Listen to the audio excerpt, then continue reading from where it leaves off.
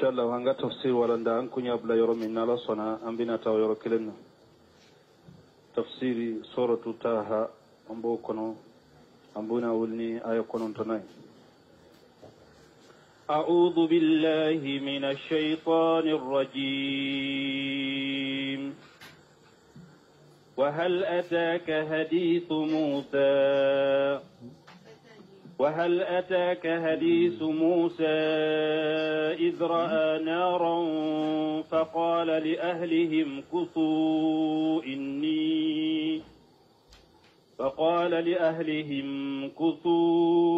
إني آنست نارا لعلي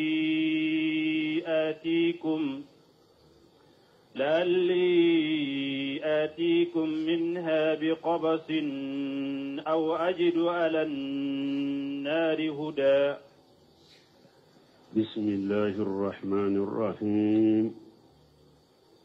والصلاة والسلام على نبينا محمد وعلى آله وأصحابه وسلم تسليما كثيرا. سبحانك لا علم لنا إلا ما علمتنا إنك أنت العليم الحكيم. أستغفر الله الذي لا إله إلا هو الحي القيوم وأتوب إليه. اللهم انفعنا بما علمتنا وعلمنا ما ينفعنا وزدنا علما. biye samedi suye hijriya bakele ani kemenani ani binani ani fula shaharu rajaba minye hijra sankalo wolon fulana bisuyi nyo mugani konontonnay miladi nasarauka jate ba fulani mugani kele sankalo sabana bisuyi nye watani sabanay mbe bako jikorni golofula masjidi salamu kono. أعوذ بالله من الشيطان الرجيم. وهل أتاك حديث موسى إلى آخر الآيتين. من ها هنا من يرلا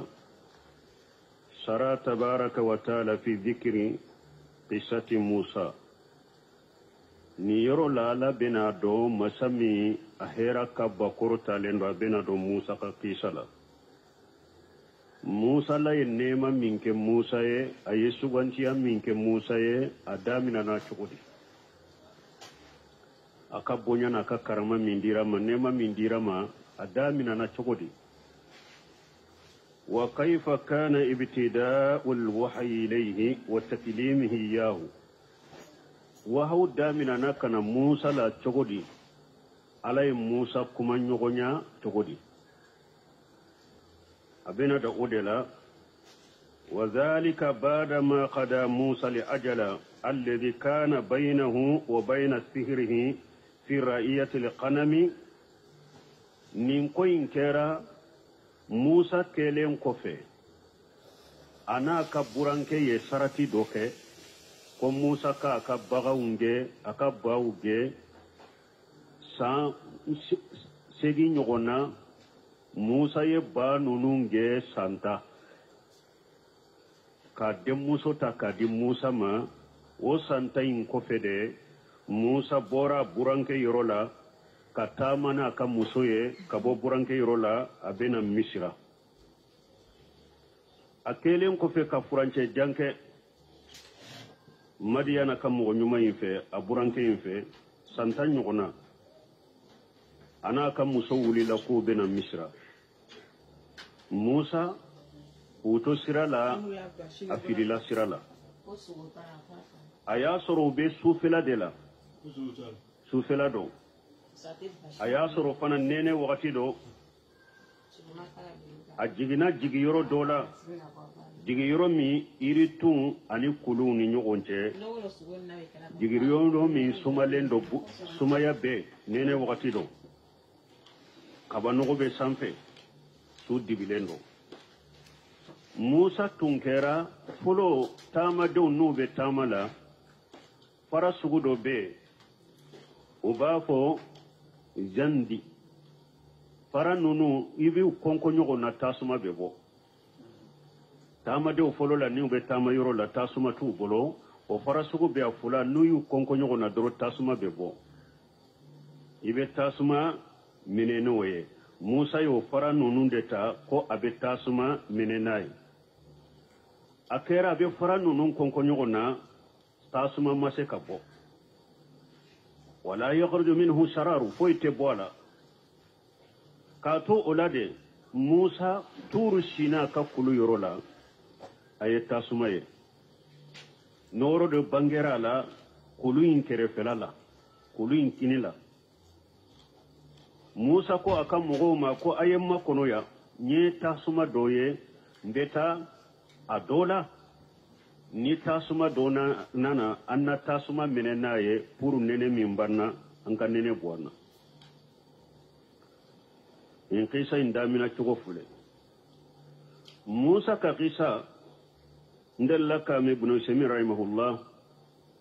akadrisu do konona na fatawa do konona na liqa wal bab al maftuh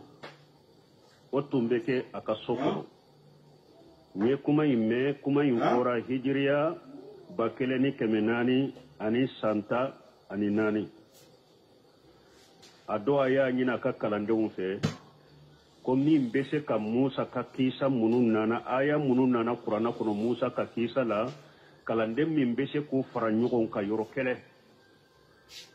aya kelen kela kisa kelen kele kan na fado boala nin kisa ambe nin kabako sorala nin kisa ambe bin kabako sorala ko abe kalande ullasu kalande min bese ka ke tiletani duru kana dama a kalanden de ko ale bese ka ke inzaza konon la mana konje konona ni kalambila la akon ni nye do sor min ka teliye o ba ke ni ma do sor min ka teliye abi bole ka yala kera sama ke ma kitabuye kinyen ni fo ni mo min sira ka soro ka Musa ka kisa aya munun nana ku faranyogon ka gafen kelen kono nin kisa ni yoro la fole ni soro la ni aya fole ni sora la benin kabako dama ako hari ni ma faidatul alfiqhiyya hari ni mofo ambe kabako munun soro la doro notun soro la ko tun kani kosobe alako hal ataka hadisu Musa ako yala Musa ka kisa manima wa istifhamu litaqriri istifhamu min fulani doni kuma ko litafhim wa ta'zim ka famu nyini ciden fe mana kaira ko minye ninye ko bele bade ya la Musa ka kisa kibariya manima wa kisa min kabo kisa minye kisa bele baye ya la o manima wa izara nara tumami Musa ye tasumaye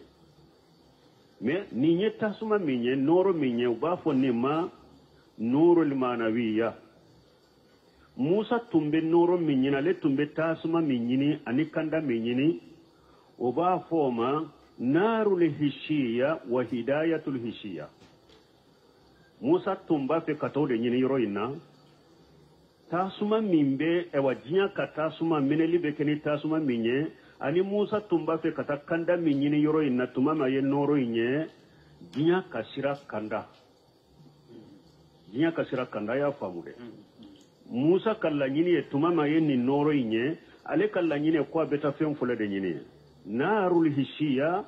wa hidayatul hishiya jinya ka tasuma ani jinya siraka kanda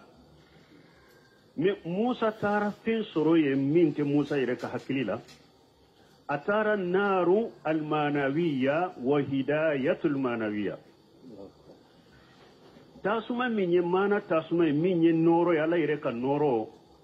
ani kanda minye kanda min kausa jinya tu Musa tumbe kanda minye kanda sira katallaghar arjannama ale tumbe jinya tasuma de nyini kameneni ke nae kayeli ke kanene nyoni me ala ye tasuma irala ka noro irala ka wahu irala mimbe hadamade ni yere nyanamaya ki dusku nyanamaya kalla gara sira irila karjana sira irila minye jinya sira tekeleje donc minye nurul manawiya ala ka noro koye ani jinya tasuma jumankani ala ka noro ikalla gara kasiraye ala kalla gara kasirayire la ki kanda katalla gara kasirama ani be arjanna soro chogomi ani tununa kungo kono dinya sirayele juman nafakabo la gara sirayere ni Musa tara ode soroye nin kabbo kosobe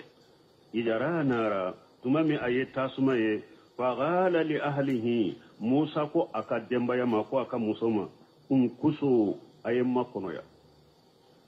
ako aye siga kamma kono ya inni anastu nara ne ye tasuma doye mbeta tasuma yife la'alli atikum minha biqabathi adola nata tasuma munyo do soroye mana qabasi ye munye niye kalaw fara nyogon kasisa kudo tasuma kono na ku menena ni beta naye ni fana beta tasuma wure menena ye abasi ye ninde me anana na cogo dawla aw jeji wati minan nari ube tasuma kuru jeji wati munye ni ewa logo munundo tasuma kono be kamene ni nana ka logo kele ni tasuma ta way jeji way ni nana logo kele menene iota koy beta tasuma wore menena ye way jeji wa me khabashi yede ni kalaw faranyon ko be yebium faranyon ka ku sore tasuma kono menena beta nay akwai makono ya mbetan nin tasuma fe la alla ni tasuma dobena ka tasuma menena ye pour akan nene bo aw yerela anyota yoro juma parce que nana ayawre kono la allakum tastaluna nit ni tasuma nana adola abe tasuma mene kan nene bo aw yerela aw azidun ala nar huda ube nam mo soro hari ni matasuma kono soro na mogo soro tasuma nyoro la parce que an filila sira fana la nin be se ka sira iranna anya ira an ko Musa utumbe nene wakati la munya iranna ko nene wakati tundo dalla la wujude le bardi ayan kanda ka fonnene be ni ala ko qur'ana kono la allakum tastaluna o ya iranna konnene tumbe munya iranna ko ewa dibi fana tumbe dalla ala uzudi jalami wa qawluhu aw azidun ala nari minye ewa iranna ko dibi fana tumbe qawluhu bi qabash na tasuma menenen do takana donc ni nya iranna ko ewa minye dibi fana e o tumbe munya iranna ko utun filila sirala aw azidu ala nar huda ube na mugo soro tasuma yerola nimbe sira iranna ay man yahdini tariqa nimbe ankanda kata sirama dalla ala annahu qad taha an tariqi ni nya iranna ko Musa sum filila sirala aya famu aya inna aya nya iranna kafo Musa tuntununa ayay nyayirana ka fo Musa utumbe dibidela ayay nyayirana ka fo nene wakati de tundo anyo besoro aya nunun kono ode yato anye nunun fo kafaraka Musa tununa wakati mi ewa dibide tumbala sufela de do dibi bala fana nene wakati do fana tununa sirala atuntuna nasrala فلما آتاها نودي يا موسى فلما أتاها tumami Musa nana tasuma yina ale yere kono yeli kono tasuma de menoro le tundo tumami Musa nana oyorola nudiya ya Musa ala ko ale ay Musa wale ayawre ala ko nudiya min satil wadi al ayman في البقعة المباركة من الشجرة أن يا موسى إني أنا الله آية ورلا ألاك علي موسى وله من موسى نانا دينما يرو منا فروم يرو منا فروي إنكا كننا يرو سنمانا يرو مهيرا كابو إريدو يرو لا كو علي موسى ولا كو موسى ندي علي وقال ها هنا إني أنا ربك نيرو لا بنا فودي كوني تيجي علي فلما أتاها نودي يا موسى تمامي على نانا موسى نانا تو سما نيرولا نورو نيرولا على موسى ولي أي موسى ولي نيا يرانا كو على بكما على كمنا موسى في نيا فو تشوكو مي جهمية ودي نين نانكاريا ko alam te kuma alama musa kuma nyogonya alama ibrahima mina ka ke teriye ni nyebul qaymul jawja ko kan nuniya kono ko jahamiya ako doni ke baga keme duru de yu kafiriya jahamiya doni ke baga keme duru sorola ka jahamiya kafiriya parce que wulu ko alate kuma alama kuma musa fe ko kuranate alaka kuma e kuranate danfende doni ke baga keme duru de yu kafiriya ala ye musa wale aye musa kuma nyogonya fana inni ana rabbuka fakhlan alayk innaka bilwadi almuqaddas tuwa inni ana rabbuka alakum musa ma ne de yi tigi alay fakhlan alayka ika samara fulabo samara fula bo kunye munye pour musa ka labbe alaka kuma nyogonya kala benke alaka kuma nyogonya la samaraw ka bo senna asenna nkolo bonya be odela aka alaka gundo nyogonya lame aka alaka wahaw lame ni adabuye ani labbenye akoy ka samara fula bo abdurrahman saadi ko tawsirkilaw ko ala ko musa ka samara fula yimbo ko samara fulayin tunye fali su golo samara udeya ko Allahu a'lamu bi jalika ko ala de bodo tawsir kala yo fo me ko ala de bodo wa aqlana alayka ala ko musa may ka samara fulabo innaka bil wadi al muqaddas tuwa ebe yorola yoro mi seneyalendo yoro into de ko tuwa harama yoro inde dingama yoro ide yoro senema do yoro inde toye ko tuwa ninde ya to ciden ko sallallahu alaihi wasallam akwa kan manto ma kunna dola kelembe salli yiki ka samara fula ko felallaje ni ya soro sobe bala ika ajosi dugumalala ika sallu kono parce que yahuda ute sallu ka samara kono au ka salla ka samara kono yahudaw ya ta musa de la nulu be sallubu ka samarabo me an ka sunna an ka dina de dina to be tuse tiden ka sunna konona la ini samara be sallide ni ya yanne samara ute salli sisa misiru kono woyede misiru kono na ulabbe lendo ala halaminade karo de bula tapi de bula deben de bula nini samara donu ka kube salli be se kunogo ubi ka samara ani ewa ngoni do bese ka do be mugo toro mugo tori tonyali toli e wajibi de ka sunna ke fano ye sunna de donc mugo te sunna ke hada madon tonyali kono ode ya to an misiru la teke me ni be tamayro de la kungo kono na la ini ka samaru bese ka salle hari ni sobe yu duguma yi senke ka tereke duguma doro ika salla kono ode sunna me yahudiya uta uluba wala ko musa ka samara bolu yuta ta o yorodela wa ana akhtartuka fastami' lima yuha wa ana alakum musa ma wa ana aqtara'tuka akunni sugantiya musa alako le musa ma ko aya sugantiya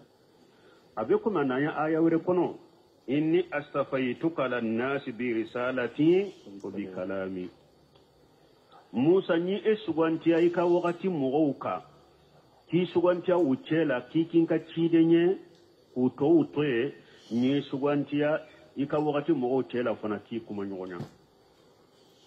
yoro la ni ayala akum musa ma in wa ana aghtaraytuka ni sugantiya fastami lima yuha mbake kammi wa hawkana yima illabbe kosobe ika lamede man alqa samu'aka lillazi uhiya ilayka abdurrahman sadi de bofo ako itiloma jode mbake kammi wa hawkana yima itiloma joy ka lamme fa innahu haqiqu bidhalika akakanu yode mimbo fiye akakani tiloma joyede لأنه أصل الدين ومبدأه فسكن بنا من شيء مسيسا بنا من وهم مسيسا على دي دين الليسرية على دي دين دامنة وإماد دعوة الإسلامية على دي إسلامية دعوة بيه على دي إسلامية دعوة بيه بينه دي بلا كلمة من بوهو كلمة على مدى فاستمع لما يوها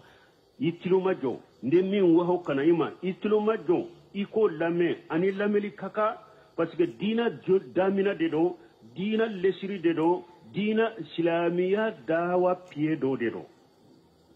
min bena foye إنني أنا الله لا إله إلا أنا فاعبدني وأقم الصلاة لذكري جمان بي وهو كناما إنني أنا الله لا إله إلا أنا فلو ندي علي موسى ندي علي باتو فين ورتي مينكا باتو يتنيه نينتي بافو نيندما توحيد الألوهية وبافو ما فنا توحيد العبادة نوكو توحيد الإلهية ويده كدامبي كتا علما نوكو توحيد العبادة ويا دامبي كتا جون دما باسكو جون فانا كتوغو باي مينيا العبودية وبافو توحيد الإلهية وبافو نيندما كتوحيد العبادة نيدي على بك كونونا دلا باتو لسيرون اني باتو اوا بولو فراو ثم قص الصلاه وكوفي على نانا سالي كريكريا كابو باتو تولا تانكي حمي من بيسالي فناي شنو ني على كو فاعبدوني يالا سالي بباتو لو غاتالا سالي بباتو لا مي اساجرا كان سالي كريكريا كافو سالي فنا كحمي تندو موكي جانتوالا اكو واقيم الصلاة للذكر أقول صلي فنا جو برو يكني على كوسماناي دو يا توسرين إن شاء الله صلي جو برو يكني على كوسماني صلي نيه بس أنا آية ورلا واقيم الصلاة إن الصلاة تنهى عن الفحشاء والمنكر ولذكر الله أكبر على كوسمان من بيصلي لا أو فنا كبو كتم صلي بذكرها فإن الله تعالى قال واقم الصلاة للذكر تيرون كنا دولا كلين شنو نينا نايكا صلي دوكو فلي يصلي هذا ذكرها ني هكري جينا صلي نا يورو ميدرو صلي انت باسكو على قرآن كون واقم الصلاة للذكر ناس احكلي جينا ني على كقول هكلي جينا صلي يورو ماكاكي انا نا تشكو دولا بغارني مسلم كونو انا سيكا حديثا دو كابو تشيدما أكو من نام عن صلاته أو نسيها فكفارتها يصليها إذا ذكرها لا ننكو كلمنني على بألوهيته أبا كنو أكلمنني على كتو دفلن بيه أكلمنني على كمنكتو دفلن بيه ويقول يا مريا أغلى على كلمته كبتو صلي كنا على كو إن ساعة آتية أيا فوي موسى ko qiyama do ko annato do de qiyama nato do akadu uqfiha ko ale alaye qiyama dogo dan feuna ko soni atumba dogo yirela akadu uqfiha an nafsi nya dogo ka dogo soni ne tumbe qiyama dogo yirela wala ko soni tumbe qiyama dogo yirela tun kanke nya dogo ko dogo anana aya wore kono على قرآن كن قل لا يعلم من في السماوات والأرض الغيب إلا الله والأرض الغيب إلا الله دام في سيت سانكبولون فلالا دام في سيت دوما كلون فلالا ميم بكود دغولن دون على كلام دوته سقلات في السماوات والأرض لا يأتيكم إلا بغتة آية وركنا لكو كو أو قيامة جو وقتي دوني كو أدوني جليرا سانكبا دونكو بولو adoni gele yara duguma kolo dunke bolo awate na uma fana bena uma chunkandela ni kayama be jo mote bo kala maw abe chu mo kade siden ka hadisa don nana wala ako dobi ka dumune minan ko nayi ka logo mata ko iba do ay da ko na tete sey da ko no kiyama be wuli akoy abasoro mogo do bora aka sokuna tara sugula atara ani mogo do bake ka fini tereme fini fando be ale bolo fini fando be fini tigi bolo ubebe mun kalama kiyama be wuli kutola abasoro mogo do tara ka nyame ummi aba ka nyame mi fe min kono abake ko dila ko labda be mun kalama kiyama be wuli katoye kiyama be mogo abena mogo la chunka de la mogo sitado ala ko ale ya dogo sona tumba dogo yerela munum be fo jate mina munum be fo jiya kono jate mina udo kinya to la lesru to kono do ma tumma fo ko samba fula ko chidente ewa bewa e ba fula ke dugu jukura ha ko ni 2000 sera doro ko jiya be wuli 2000 ko ni temena ambe 2000 dolila 2000 be antola 21 ko 2000 ko jiya be wuli 2000 ko ni temena mogo site jiya wuli wakati do ni ala kelempe wute ala ko ale ya dogo ka dogo tumba dogo yere ayere la soni donc ni nya yirana ka fo Musa ala fule ka ewa ko saba fo Musa ye kuma yin kono o ko saba yimbe uba abe arkanil islam silamiya ka jonsen abola arkanul iman o ko saba yimbe be arkanul iman folo kallimanani alaye fulanna ka ala kelempe batu foy kana fara ala ka sabanna jiya wuli qiyama joli ani laghara sarali hada madin kallimana nay nin ko saba fule ka fo ala ka kuma nyogonya la kata Musa la nin ko saba imbe min arkanil iman limana jose undero ala ko ale qiyama bena ale ala ya dogo soni atumba dogo yirela ni qiyama fanan na kunye munye anka kunu ka jo qiyama kene ka nyogo lajete ya ayi li tujja kullu nafsi bima tasha qiyama jo kunye de ka hada madin kelen kele sara ni ka baraketa in khayra fa khayr wa in sharra fa sar ni mo minye hera de ke ala bi sara hera la ni mo minye juma kala bi sara juma la qiyama jo kunyo de nya wuli kunyo de qiyama jo kunye de sarali de ka ke be ka sare ka barala yala abe arkanul iman aba kuno antum mina ha bil yawm al akhir wa bil yawm al akhir hada madin kada dollabanna kada ala abe limaniya jonsen kono donc ka fule ka fo Musa hada madin kele be sara ni ka barake tawli wala mo shi kana ewa porto ube kana joro kana nyini kale chara jiya be wuli wakati ya ay iye mu labbe jiya wuli nye hammino de eye bara jumanke ka jiya wuli ewa ki labbe jiya wuli nye parce que dondo la chide sallallahu alaihi wasallam kama lendo nana chide ma ako matasa ako chide ma jiya be wuli wakati juma ako ma adajitula chide ko amawo ka jiya wuli wakati nyine ka ona fatika mi eye mumbila jinya wulilinye ode nafabika iye labbe jumanke kabila jinya wulinye iye lajibe jumanke kabila qiyamanye ode awa wajibile mbika ikanka haminode awa kama lay ko nema penchama bila nema barachama bila nyakoy ni ala kanu ani chiden kanu nyo bila jinya wulinye chiden ko al maraw ma mana habba wa ko mo ko ne niye mo min kanu ibe fara o kalagara ye mo min kan ibe fara o kalagara donc hada made yanka hammini bara min namba baraka bila jiyanwuli yanka hammino de anka hammide ni jiya be wula bin soro chogodi anka hammino de wakati be Allah bellen ka so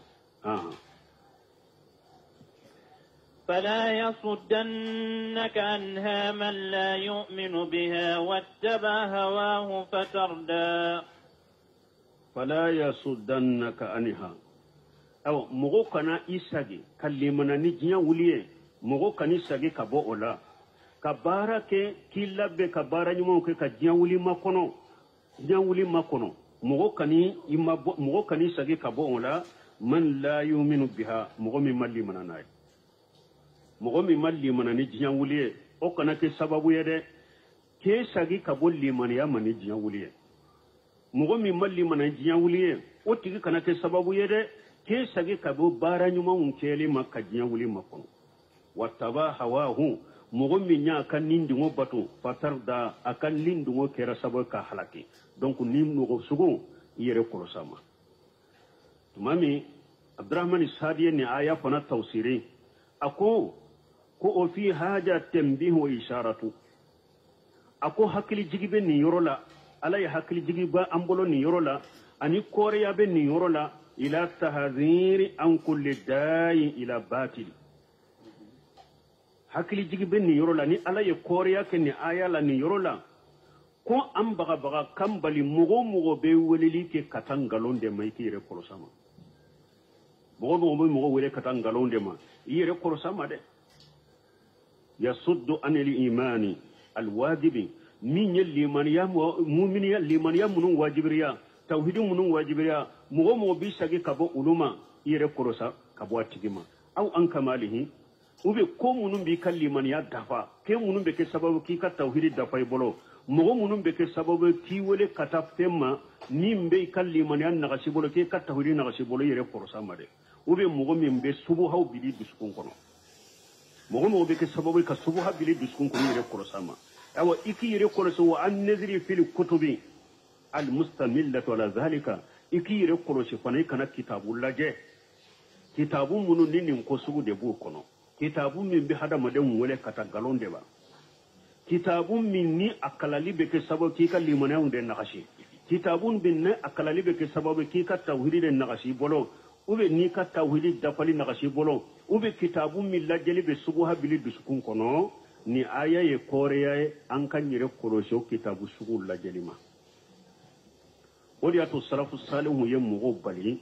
bidiya mugo lamelima ani bidiya kitabu ani bidiya mugo ka kitabu ikanu laje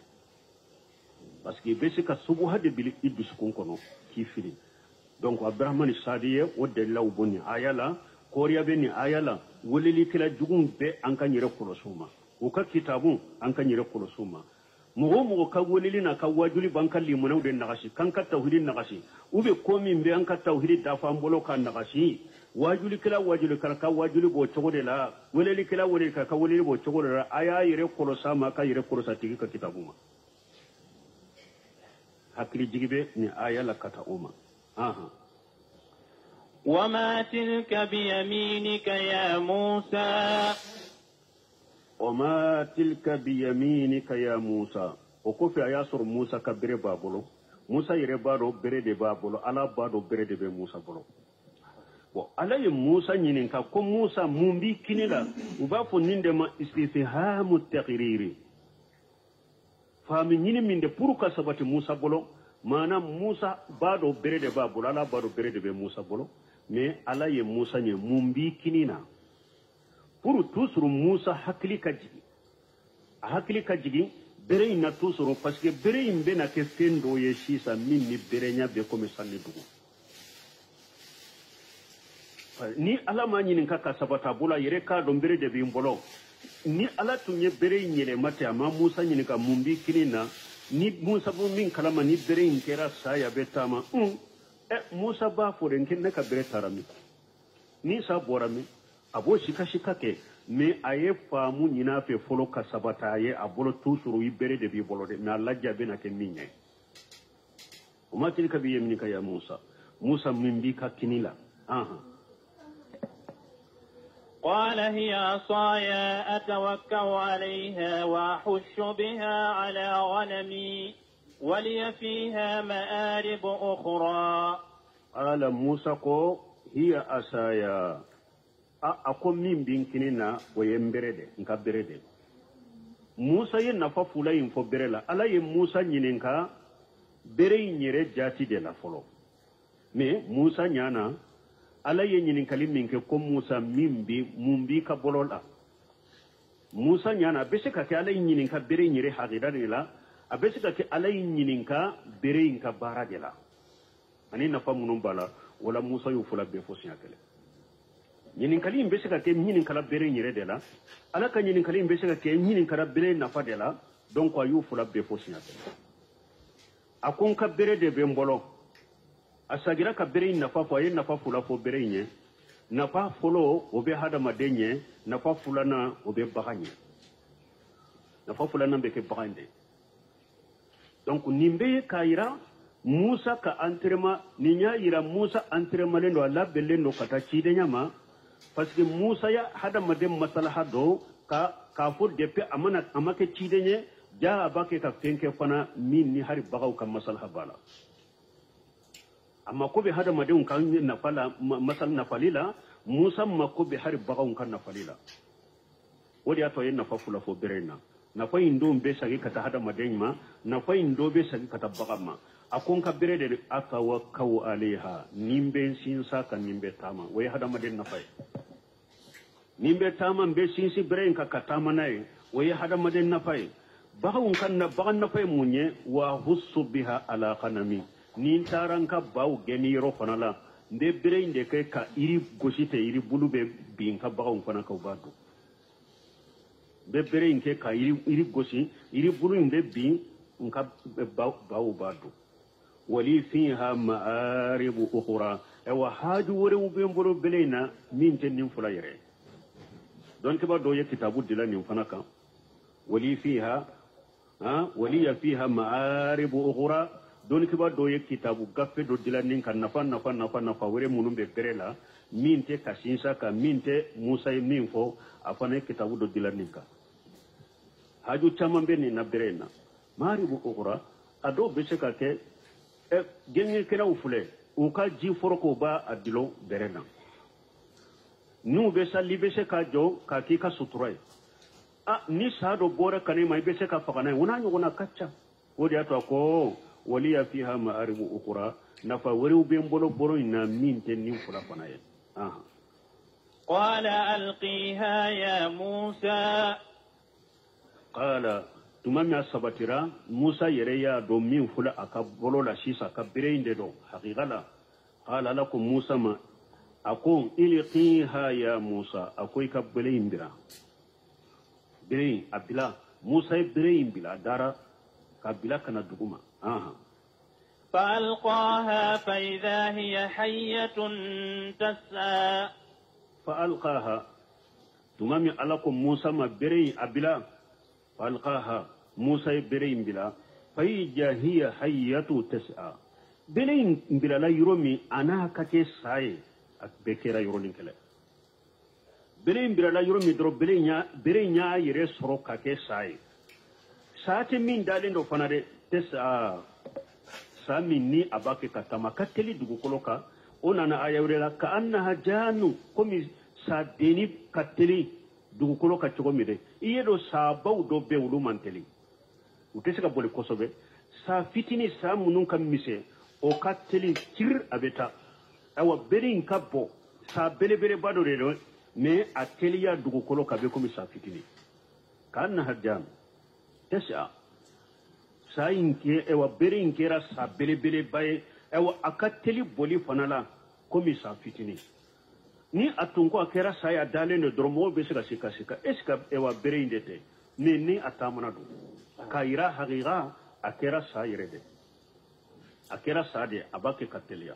iyaro abena nyefe firawuna ka ewa korotela u dabalikela ulu yukabbire munumbila ukera de alako ka annaha tisa ulu kera mugo nye korode kube tama me ulu tunta tama de وبافو لوتا ما كو شهر القيالي وبي شهر القمول وبي كينيا دي لا كينيا كورتو تندو بي كينيا كوروكو بيتاما كاسورا باتشولا نانسيرا يورلامبا فرانسيا فيراونا كامو تاكيرا اودلاس لوما يلما كاكي ساويه دي وكيرا هذا مدو ني كوروكو ميسا ميو دالم بو تشودلا مي موسى تايله منا يريدي برين يري منا يريدي كاكي سا يريدي تي كاتلي ابي بولي دو كولوكا كاتلي فنا كاتلي بولي لا فنا قال خذها ولا تخف سنعيدها سيرتها الأولى قال ألكم موسى ما خذها أقو برين منا أسالماها ألكم موسى كامنا أقو ولا تخف كنشرة إيكا برين منا كنشرة سنعيدها سيرتها الأولى نيا من الدرات تنبت شكو كرم من ناي بولمبا ساقه وشكو كرم لسنة abeshaga kabereyala kana shira amina beshaga akabereyala kuma tumbe bereyala chokomi Musa ewa bereyin salama mina dro bereyin shagira ka ke berey chukuni kuma tumbe choko koromina واضمم يدك إلى جناحك تخرج بيضاء من غير سوء آية أخرى. umami abdurrahmani sadiko alaye musa tauhidi sabata dusukunna wa anana tamanshi ufana dama tamanshi munun bese ka ada yirela ka fo ja ala kwayen ke cidenya cinya dero oye de bereta afula na fuleya wa admim yadaka ila janahika akui bulu fara nyogon kai kaman koro janahi hada maden ka kaman do ba fu ikadruki ka ika bono do idurki kan kono ika ke bolo fara nyogon ka ko do i kaman koro taqulu bayda min khairu su'i ni bolo sama ka bo bolo jelende be bo komi kalo kasoro banate fana kasoro banate kunate foite banate ayata ukhra o fana yi kabako wori ni tamasawre de do ninya dima ka fara bere intaka abe bien aya wore kono kika bolo do ka droke kan kono ka foshi kabo ya akoy kika bolo do ka man koro ka foshi kabo i bolo jelembe bo komi kalo tige kasoro banate foite alaka kabako de do banate de nyo ke kabakore de ka fara bere intaka linuriyaka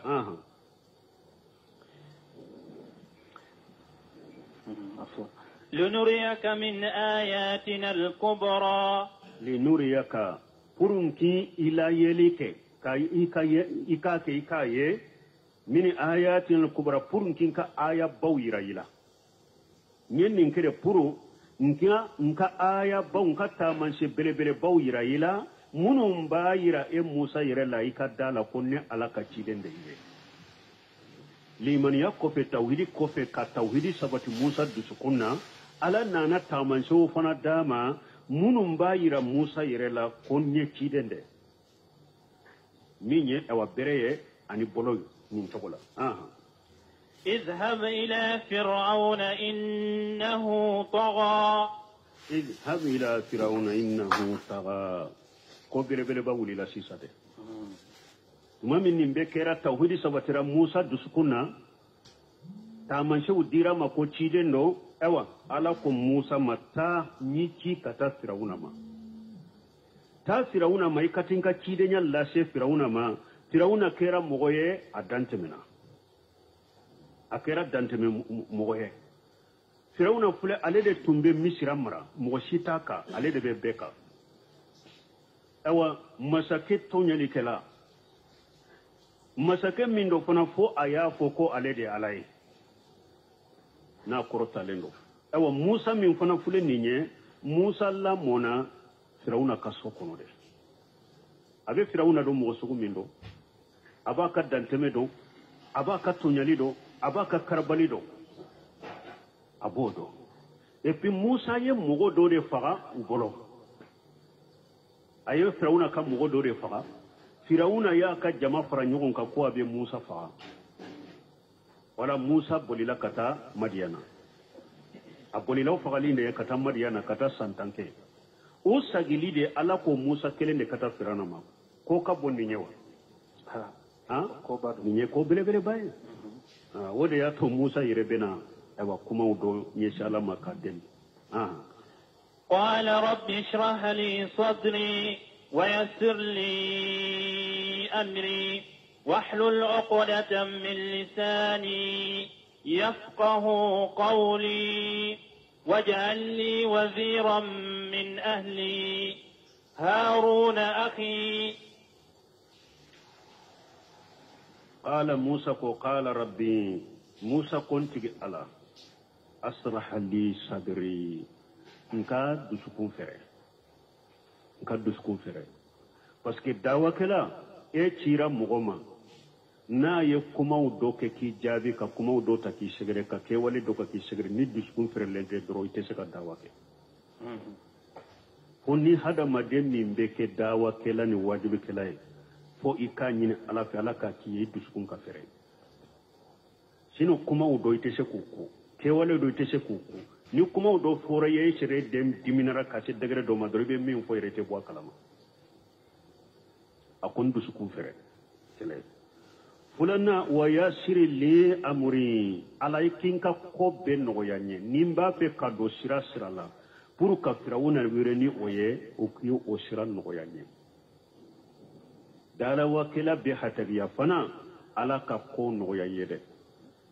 parce que ibenye si ko do ma wakati dolo ye ko bawde wala de ko no yanye akoyi kinka ko no yanye kinka ko be no yanye ni do na ko ko la ika ko koyi ika no yanye wa ahlul uqdatan min lisani shiri min benne na iko fana ika do foni min lisani parce que annabi ñoo yonni le fulambe fayda mi soro ni be dawa ka soro ye mo ye be se ka faram fasilite ikake mo ye ni be se ka mo la famu ka faram fasilite dawa kila kanana mo ni eye ka dawa ke sisa doni tu bolo nyinin kalu munum bilali ka a konnete doni ka bayeta doni ka baw nyinin a ube ni malo yara ni mu jabi sisa uba fente doni ke bagaye ina tu jabi qataw ka mo bila filila ni ko be dawa ke doni ti bolo ni ko fula dola kelen binema ibe mon hada made ni ye mo wele ko do be nyagamba bolo fo akinyinin ka do da iko nyagambi bo diskuna ni eye mo wala le nyinin ko nyinin kali sugula nyagami mbimbe ale bolo ide sera ka o nyagambi mbo bolo o ye wele li to ka jenyede ni alama farati ka ire ya bila sugu ha dola katanire ya bila ko nyagambe ya bila duskun fula la katanire ni ko iba jabi fana doni ti bolo ibe ta jabi ni fenya fana minya kataw ye ba bila kataw la kata ikake mo ye ni be se ka faram facilité oh tawsir kelaw ya fo ka fo Musa ne ko atunte se ka kuma fo ka faram facilité ko sobe firawna yere della ka ewa ofo wala yakadu yubinu ko Musa te surnya hari kam mo la fami ka kuma bange ete se ka surnya hari ki ka kuma bange yere ine manyu wala yakadu yubinu firawna tunye ne mfai bo tawsir kelaw Abdurrahman Sadiko ko tawsir kelaw ko Musa ne siri tumbala tese ka kuma fo na be famu me tuma me atira ako ala ka fembo siri la maka kaye aka ne fonini ke nenye yafahu qawli fononi minnin ka kuma be se ka famu do hari na be ma bola parce que nabi nyuma ulube haju hakidi nyini ala fe nka dafa kateme beka ube nta kanye kateme beka nabi nyuma ko te jalo to nyini ni nabi nyuma be ala dele ko haju hakedela ika haju te minna ute ala dele wala donc Musa ya ala dele ka haju hakela nka ne fonini ken kan ne na fonini min ka kuma be se ka famu do gon kasiri nonum ba fo ko ni siri ya soro chogodi ko tumami Musa tomolikelaw ye Musa tomo una nana firawuna ko ka kanti ko firawuna man ni demseni de ay ko wa fatana ka futuno hadisa masaha bena no nana yorola ko dondola ko Musa ye firawuna minania bombosi de fo ye finye bla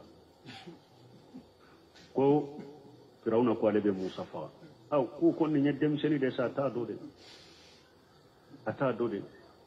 ni ba fe ka do ko demiseni do tasuma kami ani tamaro bila koro na ye tamaro inta demiseni te kafa na ye tasuma inde ta ka do da ko no ka do demiseni do ka bila ko Musa ye ala ye Musa tege bila kata tasuma kami ta ka do da ko no ko de ne njani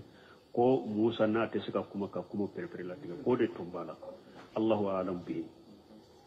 Allahu alam bijalika tawsir kala ubafo siri koni tumbe Musa nena yala kerani ni sabu de uba akerani sabu re de siri tumba nena ka kuma tunte famu me ay ala jeli tuma mi ala ya ci ko ala ka kan ne foni na ka kuma ko ni be se ka famu ayo jeli ala pe wa ajal li wazira min ahli awai kademe baga fana kenna de o deme baga ka ke aka bon nyere ka bali masrula nyere ka kolela deme baga kenna deme baga min be bo nyere ka kolela fana donc ni fana be hatagiya dawa kila be hatagila deme bagawla de abi hatagila deme bagawla de o de yato Muhammadu Amana Dami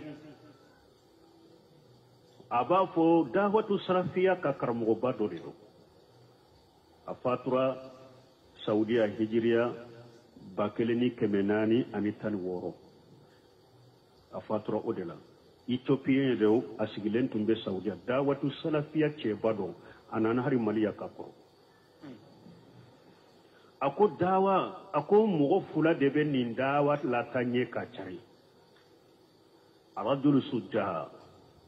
kalambaga min kafari akala lendo ce farido ate sira o de be ke sababu dawatu salafiya ka cari a fulana ha